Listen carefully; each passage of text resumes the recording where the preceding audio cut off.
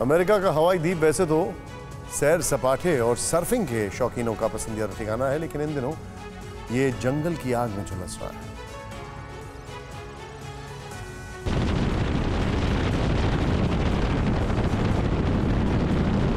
America के जंगलों में आग लगने का सिलसिला अभी थमा नहीं था कि पश्चिमी अमेरिका के हवाई द्वीप पर भीषण आग लगने की खबर आ गई। आग बुझाने के लिए हेलीकॉप्टर का भी सहारा लिया जा रहा है। इसके बावजूद आग पर काबू पाना मुश्किल हो रहा है।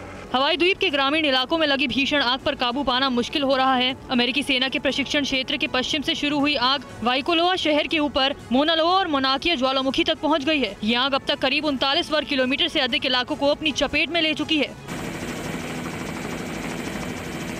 पूरे इलाके में धुएं का गुबार उठ रहा है। आसमान पर धुएं के बादल छा गए हैं। हालांकि आग से रिहायशी इलाकों को कोई खतरा नहीं है, लेकिन तेज हवाएं और शुष्क मौसम के कारण आग पर काबू पाना मुश्किल हो रहा है।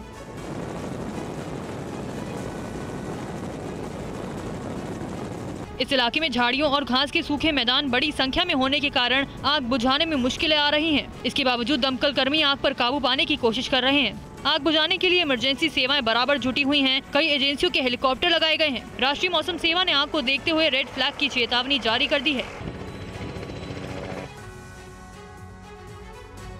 और स्पेन के जंगलों में लगी आग तबाही मचा रही है।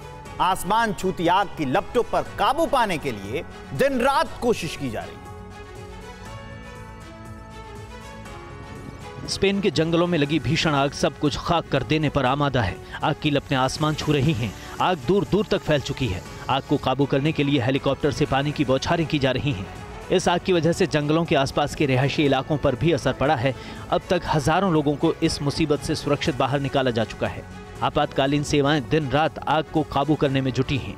स्पेन के जंगलों में लगी आग की वजह से तापमान काफी बढ़ गया है।